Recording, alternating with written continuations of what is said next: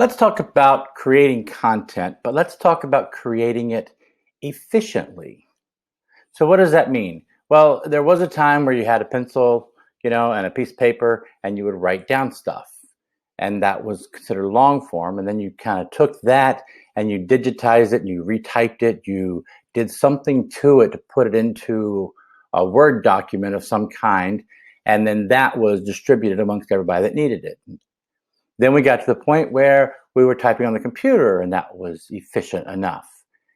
Nowadays, we can become even more efficient with not only the content creation, but content distribution. So how do we do that? Well, let's take, for example, what I'm doing right here. I'm recording a video. And in that video, I am also recording into an app called Otter. And that records my voice and it turns my voice into text. So now I've got a written transcript of everything that I'm saying. You can also do this there's Timmy and there's Rev, and there's several other services that do that. And some charge 10 cents a minute, some charge $1 a minute.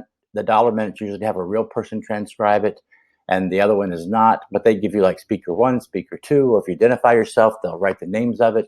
So you can create content very efficiently for a few dollars. To me, spending $1 a minute for a 5-minute long video is actually a good use of time, because when I get this, as you can see, this is just one big block of text. To go back in and for me to now arrange this into a text document, I've got to make sentences, I've got to make paragraphs, I have to correct 20% of the spelling or so. So that takes some time. Now, to be efficient, I can send this to my VA. My VA can transcribe all this for me and look at it and rewrite it and do everything I need to do and put it up on the website. I don't have to do any of that. She does that for me. So that's being efficient. The other way to be efficient with creating content is have somebody else do it. Pay for it. Pay to have somebody else write your blog post. Pay to have somebody else do your video. Pay to have somebody else do whatever it is you're doing. And that is an efficient method. And if you look at it from an investment standpoint, how much is your time worth? How much are you paying them? What's the ROI you're going to get out of it? I like to think I'm a video creator. I'm a video producer. I've been doing video for a long time. I know the scripting. I know the marketing. I understand these aspects that if you're a doctor, that may not be your strong suit. Let's just say that. I can do this and crack my neck. That doesn't mean I'm a chiropractor.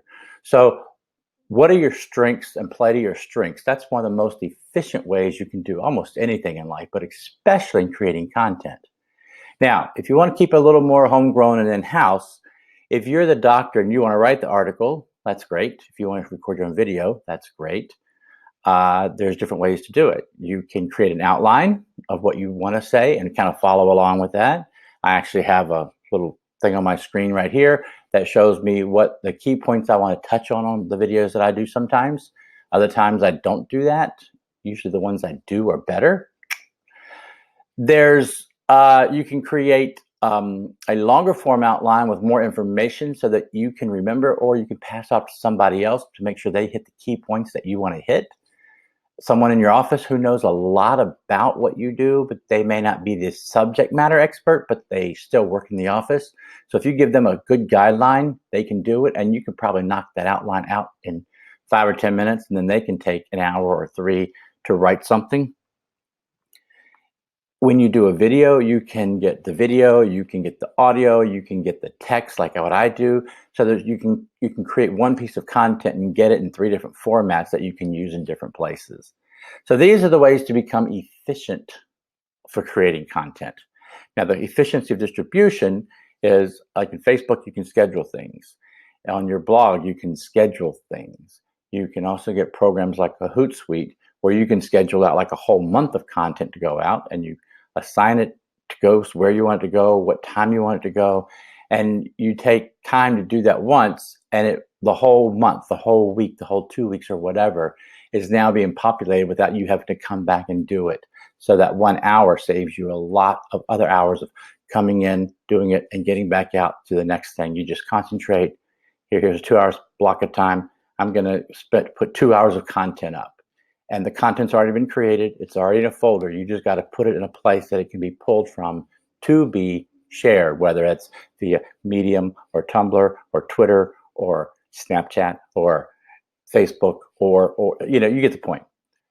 So use automation tools. I like to use video and have it transcribed to get the written part of it done.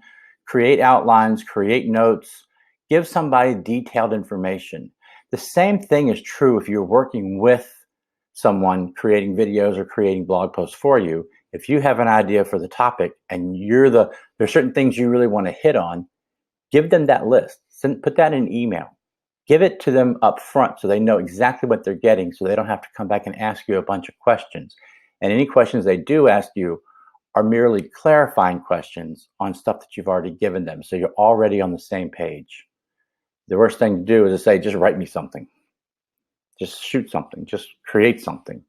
Well, you need to narrow it down more than that, because you need to know who your audience is and really what it is that they're looking for. So be efficient with your content. You get more bang for the buck. You get more mileage out of it, and you'll actually enjoy it more if you don't have to do the same thing over and over and over and over.